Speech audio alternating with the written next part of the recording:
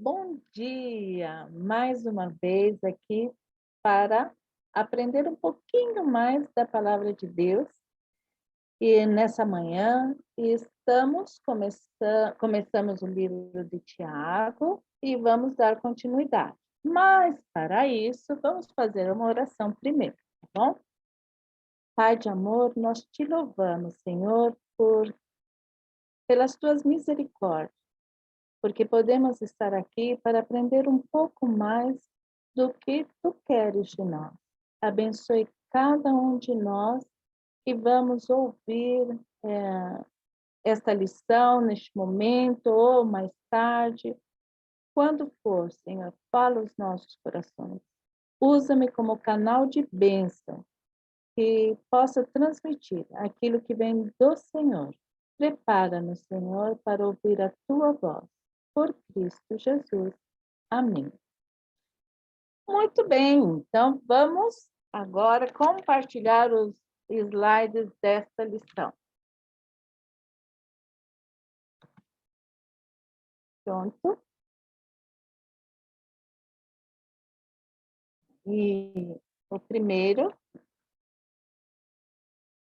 Muito bem. Aí, como sempre, vocês têm o QR Code e o link onde vocês verão a programação da escola dominical. E nesse link que está aí, das aulas, do tempo, esse link que está na lateral, vocês vão conseguir ver toda essa aula, assim como as anteriores. Está tudo ali dentro, aquelas que vocês quiserem. E se vocês quiserem, podem abrir para acompanhar essa aula, tá bom? Ou fazer as anotações que vocês preferirem. Seguinte. A lição de hoje é a lição 2, o valor das provações. E o texto básico é Tiago 1, do versículo 2 ao versículo 8, que nós leremos na sequência, à medida que caminha a lição.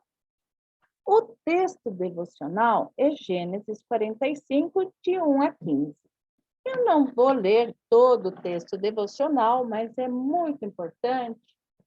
Se vocês lerem em casa, para meditar. Eu só vou ler um versículo. Esse texto fala de quando José, no Egito, se fez conhecer aos seus irmãos. Lembra que eles fez várias vezes ir os irmãos para pegar, tal, e eles não sabiam que era José, mas naquele momento, José manda sair todo mundo, deixa só ele com os irmãos, e ele se dá a conhecer os irmãos. No versículo 5 desse capítulo 45, tem algo que me chamou muito a atenção, e eu acho lindo e maravilhoso para aplicar também nessa lição, lógico. Agora, pois, não vos entristeçais, nem vos irriteis contra vós mesmos, por me haverdes vendido para aqui. Porque para a conservação da vida, Deus me enviou adiante de vós. Olha que lindo! Ele reconheceu que tudo aquilo que ele tinha passado, por todos, primeiro, como escravo, preso, tudo isso, acusação falsa, tudo isso que ele passou, ele falou, ele pôde ver que Deus agiu para a preservação da vida. Nesta lição, próximo slide, o versículo-chave é: meus irmãos, tende por motivo de toda alegria por passardes por várias provações. Difícil, né? Mas nós vamos ver como chegar a isso. Próximo. Nesta lição, quais são os alvos da lição? Tem mais de um. O alvo é, primeiro, principalmente, tomar conhecimento de que as provações fazem parte do plano de Deus. para promover a maturidade do cristão. Persistir na obediência a Deus, mesmo ante as provações, e responder com submissão a Deus, a confiar nele, mesmo em tempo de provações. Ai, que difícil isso, não? Próximo. Nessa introdução, Luiz, vocês já se sentiram sendo provados? Pensa, já se sentiu ser provado? Qual a diferença que vocês fazem entre provação e tentação? Tem diferença? Tem. Mas hoje só vou dar uma pincelada porque o tema exige. Mas, com profundidade, qual é a diferença entre provação e tentação? É na lição 4, tá? Presta atenção. Estamos na segunda lição, depois verá outra. Na quarta, vai ser bem esmiuçado esse tema. A diferença entre provação e tentação. Mas, Laura, e agora? Como que eu vou interpretar isso? Bom, só uma dica. A tentação é para o mal. E Deus não tenta ninguém para o mal. Porque ele não pode, né? Ok? Mas, diz, as fontes que promovem as provações são muitas e são variadas. As provações podem vir diretamente de Deus, assim como aconteceu com Abraão. Lembra quando Deus falou para Abraão entregar seu filho? Então, é uma provação que veio direto de Deus. E Jó? Jó não. Jó foi uma ação direta de Satanás, com a permissão de Deus. Porque Deus sabia, conhecia o coração de Jó. Então, Deus permitiu que Satanás tocasse em tudo que Jó tinha, passou por uma provação vinda de Satanás, mas Deus conhecia o coração de Jó. E pode ser dos nossos semelhantes, vir a provação através dos nossos semelhantes, assim como foi com José. Quando eles venderam, os irmãos de José intentaram mal contra ele. Mas Deus transformou esse mal para bem. Ele passou pelas provações. Como pode uma ação de Satanás ser entendida como provação? Já dei a resposta. Quando Deus permite que Satanás, por alguma maneira, nos toque, mas isso não pode nos desviar dos caminhos de Deus. Ok? A seguir, apresentaremos 3 itens relacionados ao ensino de Tiago. O imperativo nas provações. Hoje estou cheia de perguntas para vocês. Se vocês quiserem responder através do chat, sintam-se à vontade. Que, à medida que for possível, eu responderei. Mas a lição vai te responder. Por que as pessoas não sentem alegria na aprovação? Que diferença existe entre procurar o Deus das bênçãos e não as bênçãos de Deus? O que acontece com o crente que procura o Deus das bênçãos? O que acontece com o crente que consegue avistar bênção em todas as circunstâncias de sua vida, mesmo em meio às dificuldades, como aconteceu com Paulo? Qual a atitude de Jesus diante das provações? O que poderá acontecer com o crente que busca serenidade diante das provações? Então, vamos ver até o presente. Aí tem o versículo de Tiago 1:5, que diz: Se, porém, algum de vós necessita de sabedoria, peça a Deus, que a todos dá liberalmente e nada lhes impropera, e ser-lhe-á concedido. Então, até o presente momento, ainda não ouvi nenhuma história. Eu não sei se algum pastor já recebeu alguém dizendo: pastor, eu estou super feliz, eu estou super alegre porque estou passando por muitas provações. A minha vida está cheia de provações e graças a Deus, porque isso, a minha alegria está aumentando. Estou me sentindo alegre cada vez mais. Vocês já ouviram alguém falar assim? Eu não. Eu nunca vi ninguém me contar que estava passando por provações e estava feliz por passar por aquela provação. Eu não sei vocês. Eu nunca ouvi. Eu não sei se algum pastor ouviu. Não sei. Mas não estamos observando nem obedecendo o imperativo do versículo tende por motivo de toda alegria por passardes por várias provações. Pulamos, sim, de contentamento quando recebemos uma bênção.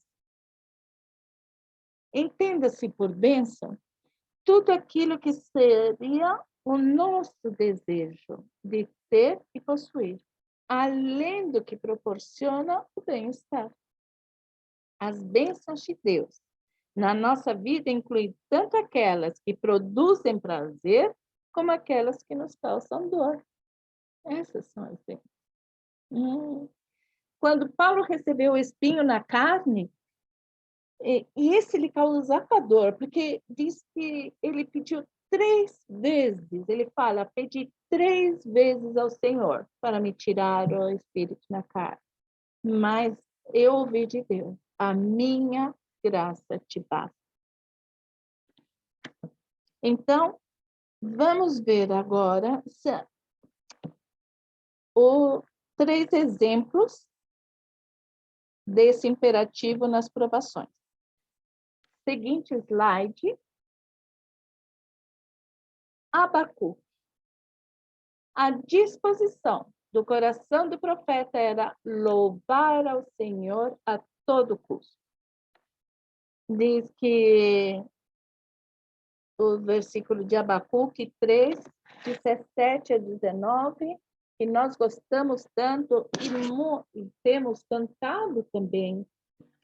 Ainda que a figueira não floresça, nem haja fruto na vide, o produto da oliveira minta, e os campos não produzam mantimento, as ovelhas sejam arrebatadas do aprisco, e nos currais não haja gado, todavia eu me alegro no Senhor, exulto no Deus da minha salvação.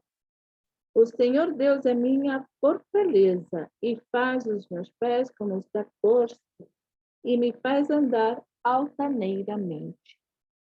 Então, que diz que ainda que a esterilidade prevalecesse, paralisando toda a fonte produtiva, Abacuque louvava a Deus da sua salvação. Especialmente o versículo 18, que diz, todavia eu me alegro no Senhor e exulto no Deus da minha salvação. Que difícil isso, não? Quando a fonte da nossa alegria consiste nas bênçãos que Deus oferece e não no Deus que oferece as bênçãos, a nossa alegria está fadada à instabilidade. Na nossa fé, a fraqueza e o nosso relacionamento com Deus, a confusão.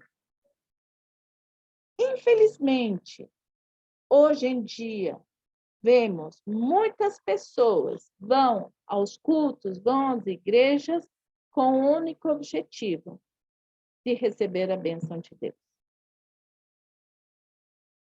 Não constitui pecado algum buscar as bênçãos de Deus. Jesus mesmo nos incitou a pedir, né? Pedir em meu nome tudo que fizer ao meu Pai. Pedir em meu nome. Porém, erramos o alvo quando fazemos da dádiva divina o nosso Deus. Erramos também quando a busca da bênção é o fator que motiva a nossa ida aos cultos. Deus deve ser a razão do nosso culto e finalidade exclusiva do nosso serviço, o motivo supremo da nossa alegria. Então, Abacuque nos ensina que eu me alegro no Senhor e exulto no Deus da minha salvação, mesmo que eu não tenha nada. Mesmo que eu não tenha, eu vou louvar a Deus. Paulo diz, digo isto não por causa da pobreza, porque aprendi a viver contente em toda e qualquer situação. Esse é o versículo de Filipenses 4:11. Mas, sim, ele diz em Filipenses 3:8, ele diz assim, sim, todas as outras coisas perderam o valor quando comparadas com o ganho inestimável de conhecer a Cristo Jesus, meu Senhor. Eu pus de lado tudo mais, achando que valia menos do que nada, a fim de poder ganhar a Cristo. Então, Paulo diz que tudo que ele tinha, isso aí eu não considero nada. Eu prefiro estar com Cristo, eu prefiro aprender, eu prefiro a alegria de servir a Cristo. Então, ele diz, e digo isso, esse versículo é quando a igreja de Filipenses manda sustento para ele. E ele diz, não, me alegro com vocês, mas não é só pelo que recebi, porque o que eu recebi, eu agradeço, mas eu aprendi a estar contente em toda e qualquer situação, né? Seja na pobreza, seja na fartura. Ele aprendeu. E lógico, digo isto não por causa da pobreza, porque aprendi a viver contente em toda e qualquer situação. O caminho é o aprendizado. Não importa se você está na abundância ou na pobreza. Você tem que aprender. Paulo aprendeu a viver contente em toda e qualquer situação. Esse deve ser o nosso alvo, o nosso desafio em meio às provações. A ficar alegre. Jesus, homem de dores e que sabe o que é padecer. As provações não deixaram Jesus amargurado. Jesus era assim, ele sofreu rejeição, padeceu por fazer a vontade de Deus. Mas que mais que ele sofreu? Só isso? Não. Ele foi traído por preço de um escravo, trocado por um homicida e crucificado como malfeitor. Senhor das suas emoções e fiel guerreiro contra o ódio e a amargura. Jesus optou pelo amor. Mesmo crucificado, sofrendo as mais terríveis dores, não lhe faltou ternura para transmitir graça e perdão àqueles que só lhe causaram males. Seguimos os passos do nosso Mestre quando temos alegria, serenidade e ternura nas provações. Aqui já estaria suficiente, mas tem mais. Seguinte, o propósito das provações. Tiago 1, 3 e 4, que diz, sabendo que a provação da vossa fé, uma vez confirmada produz perseverança. Ora, a perseverança deve ter ação completa para que sejais perfeitos e íntegros e nada deficientes. Existe alguma diferença no fato do crente não saber por que da aprovação? O que mudaria se ele soubesse? Por quê? Alguém queira responder? O que poderá acontecer com a fé do crente que passa por uma aprovação? É possível ser provado e continuar firme na fé? Como pode Deus moldar o caráter de alguém através da aprovação? Porque, às vezes, é necessário que a aprovação seja muito severa. Por que o crente deve levar a sério as provações que vêm sobre ele, no sentido de aprimoramento do seu caráter? Por quê? É muito comum, quando estão em meio às aflições, as pessoas dizerem que não sabem o porquê de tudo isso que lhes está acontecendo. Às vezes eu não sei a razão, mas Deus sabe. Quando estava preparando a lição e estudando, me veio uma música que nós cantávamos muito, que agora não vou lembrar o nome dela, mas, sim, Rompendo em Fé. Toda vez que a minha fé é provada, tu me dás a chance de crescer um pouco mais. As montanhas e os vales, desertos e mares que atravesso me levam para perto de ti. Minhas provações não são maiores que o meu Deus e não vão me impedir de caminhar se diante de mim não se abrir o mar. Deus vai me fazer passar por sobre as águas. E eu fiquei toda essa semana, eu já acordava com essa música na cabeça. Por quê?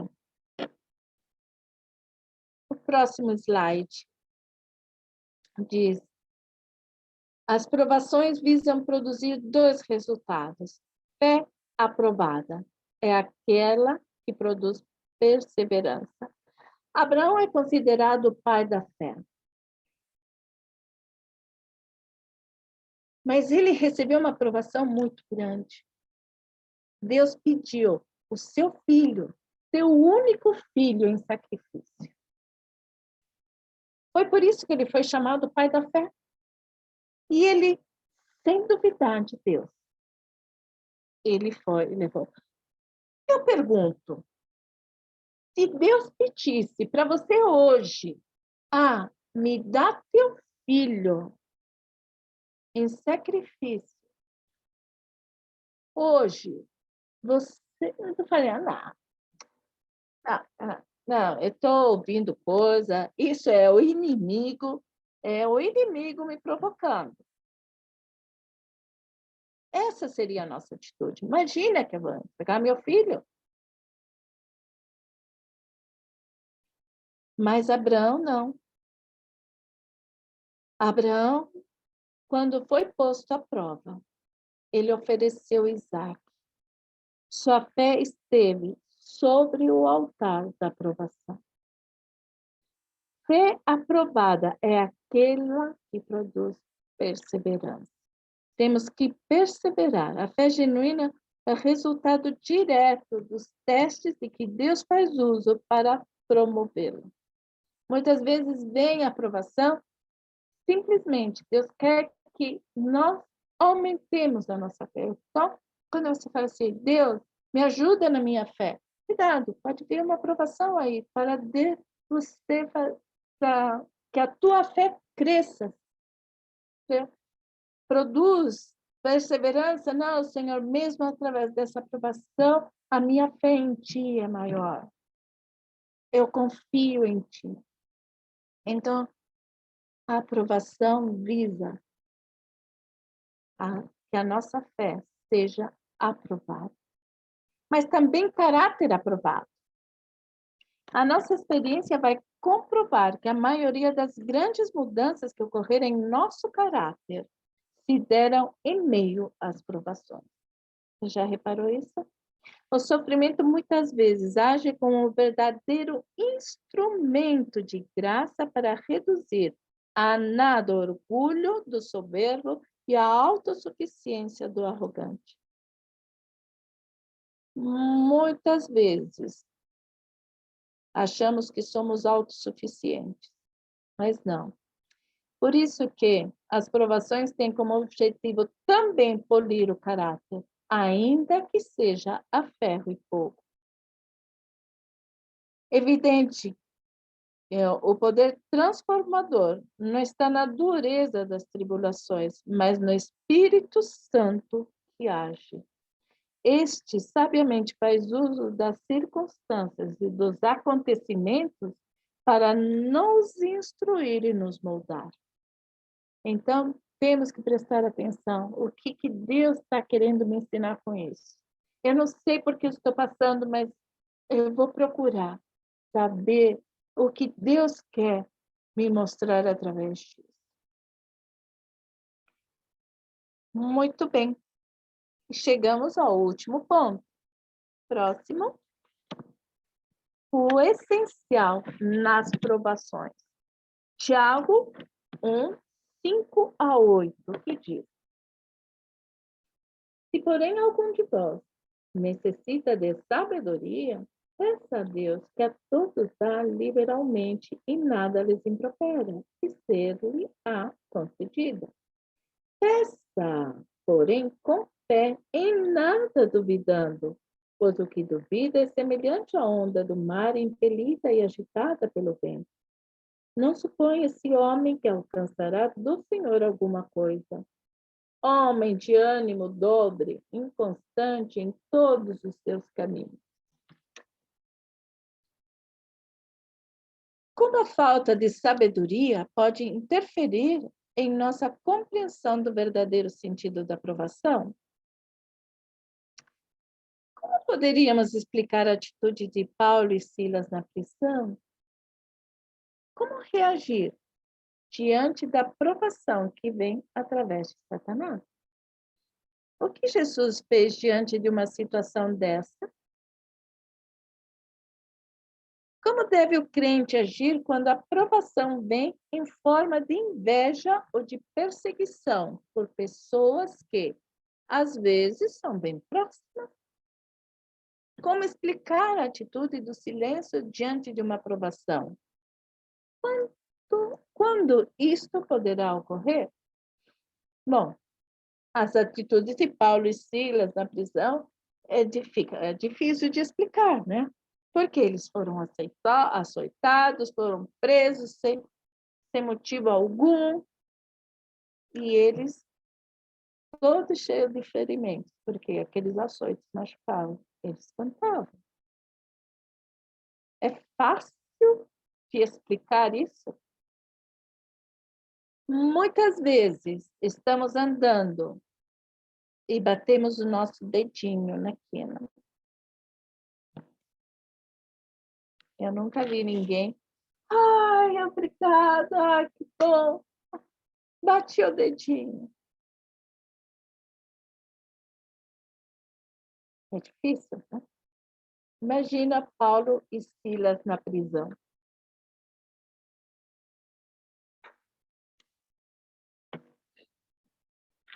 Muito bem. Próximo slide. Todos os frutos que as provações visam produzir podem se tornar nulos se nos falta o essencial, a sabedoria para passar por ele. 3 momentos na vida de Jesus onde ele age com profunda sabedoria ao ser provado. Primeiro, diante do príncipe das trevas. Aí Mateus 4, de 1 a 11. Aí diz que depois de jejuar 40 dias, Jesus teve fome, foi tentado pelo diabo. E Mateus cita 3. Porém, eu creio, porque em Hebreus 4:15 foi tentado em muitas mais coisas. Mateus só relatou 3. Mas em Hebreus 4:15 diz: porque não temos sumo sacerdote que não possa compadecer-se das nossas fraquezas. Antes, foi ele tentado em todas as coisas a nossa semelhança, mas sem pecado. Então, Jesus não foi tentado só com fome, com os reinos da terra, nem se ele se jogasse do pináculo, que os anjos viriam a socorrer. Ele foi tentado em todas as coisas, igual a nós. Então, mas qual foi a resposta de Jesus nesses 3 exemplos que Mateus deu das tentações, de 3 tentações que ele foi provocado diante do príncipe das trevas? Recorreu a quê? Às Sagradas Escrituras. Ele fala, está escrito, mas também está escrito. Então, nossa arma mais eficaz é a espada do Espírito, que é a Bíblia. Contra o mal, age subitamente. Quem age baseado na palavra de Deus, você vence essa provação. Por isso que é tão importante você pegar a palavra de Deus e ler todo dia. Porque você almoça todo dia, você toma café todo dia, você come, alimenta teu corpo todo dia. Você tem que alimentar teu espírito também. Nós temos que ter a palavra pronta na nossa boca para vencer as tentações que vêm. E vêm de todos os lados.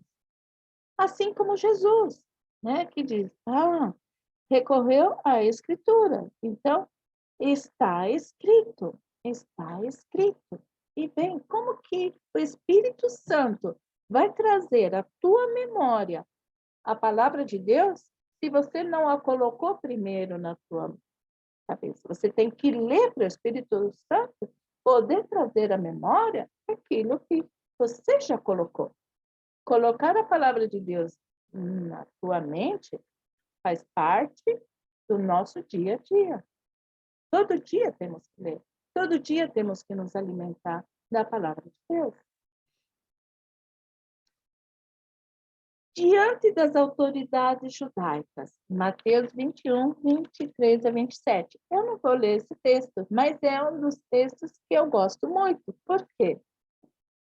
Quando os principais sacerdotes chegaram para Jesus ali, diante de todo mundo, perguntaram para Jesus com que autoridade ele estava fazendo essas coisas. Jesus, sabiamente, falou, e estava todo o povo ao redor de Jesus, ali no templo, ensinando. Jesus falou assim, não, tudo bem. Se vocês me responderem a uma pergunta, eu vou responder a vocês com que autoridade eu faço o meu trabalho.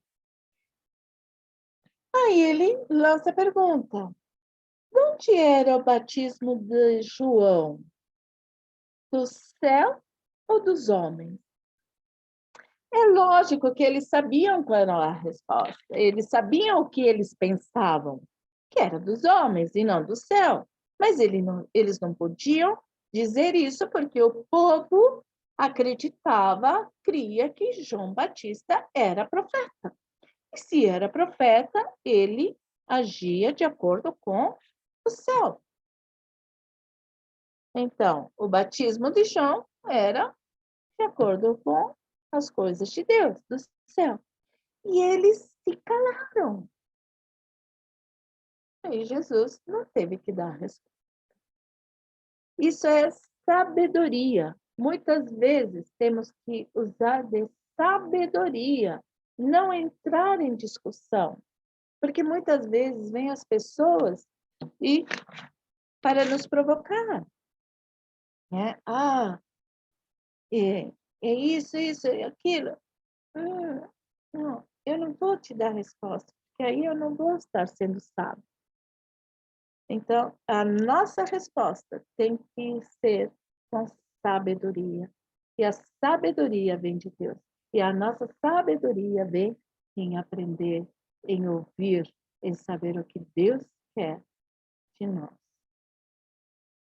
Mas também tem outra, diante das autoridades romanas e do governador da Judéia, Jesus ficou calado. Então, em virtude da fama de Jesus, Herodes desejava vê-lo, queria ver milagres, e nada viu, e desprezou o Rei dos Reis. Ele ficou calado, ele não quis lançar pérolas aos porcos. A sabedoria se manifestou sem palavras. E muitas vezes, eu sei que às vezes é muito difícil você ficar calado. Eu vou confessar que muitas vezes dá vontade de dar aquelas respostas, e antigamente eu era mais respondona. Hoje em dia, eu tenho procurado ficar quieta, me afastar daquilo que eu não concordo.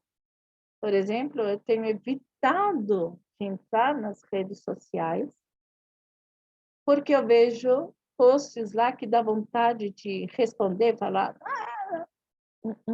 Então, eu evito essas coisas para não ter que dar uma resposta, ficar calada, não responder. E muitas vezes eu vejo pessoas tentando me indagar de alguma coisa e eu prefiro não dar a minha opinião. Então, é difícil? É, porque o sangue espanhol perde. Mas eu tenho aprendido que é preferível ficar quieto, usar a resposta em silêncio, não falar nada. Okay? Concluindo, próximo slide. Uma vez que as provações estão no plano que Deus arquitetou para o nosso benefício e crescimento espiritual, só nos resta encontrar o caminho da alegria, da sabedoria e da confiança, que Ele está usando todas as circunstâncias para imprimir na nossa vida, no nosso caráter, as indeléveis marcas de Cristo. Aceitemos-las com alegria. Então, a nossa alegria tem que ficar bem alegre, que Deus está fazendo aprimorando o nosso caráter, aumentando a nossa fé. E sabendo, muitas vezes, podemos não entender naquele momento o porquê. Mas, com o tempo, nós vemos depois a resposta disso. E aceitar que Deus sabe todas as coisas, Ele sabe o que é melhor para nós. Ele não quer o nosso mal, Ele quer o nosso bem. Então, temos que descansar no Senhor. E para terminar, eu vou deixar umas perguntinhas. Quando sinto que a aprovação vem sobre mim, qual tem sido a minha atitude? Fico desesperado? Procura entender a vontade de Deus em meio à turbulência? Tenho procurado agir com sabedoria diante das pessoas que me perseguem ou que são instrumentos da aprovação? Qual tem sido a minha atitude perante o Senhor? Porque aprendi a estar alegre em toda e qualquer situação. Perguntas não precisa responder, não quero que vocês respondam nem pelo chat, isso é para a nossa meditação. Qual tem sido a nossa atitude? Ok? E aqui terminamos a nossa lição. Não se esqueça, às 10 horas, teremos a classe dos baixinhos, tá? Papai, mamãe, titio, quem tiver. Corre lá para colocar o seu pequeno diante do computador, da televisão, para ele assistir a sua classe. Amém? Vamos orar? Pai de amor, que possamos enxergar nas provações o lado bom, sabendo que o Senhor está no controle. Ajuda-nos a sentir alegria em toda e qualquer situação. Sabemos que muitas pessoas estão passando por enfermidades, por perdas, e isso é difícil ficar alegre nessas situações. Mas sabemos que o Senhor está no controle da nossa vida. E se temos que passar por isso, Pai, sabemos que não vamos estar sozinhos, não estamos sozinhos, porque Tu estás conosco. Tu nos ajudas, nos dás força, Pai. E nós te agradecemos por isso. Que possamos ver no Senhor Jesus e em Ti, Senhor, a nossa força. Dá-nos a Tua alegria, porque a nossa alegria é a salvação que temos em Cristo Jesus. Te louvamos, Senhor, por isso e te agradecemos. Em nome de Cristo Jesus, nosso Senhor e Salvador. E prepara-nos, Senhor, para a lição, para o culto de logo mais. Que a nossa mente, o nosso coração estejam atentos à Tua voz, Senhor. Que possamos te louvar alegremente por tudo que temos e tudo que somos. Em nome do nosso amado Salvador, Cristo Jesus, é que pedimos e agradecemos. Amém. Beijo a todos.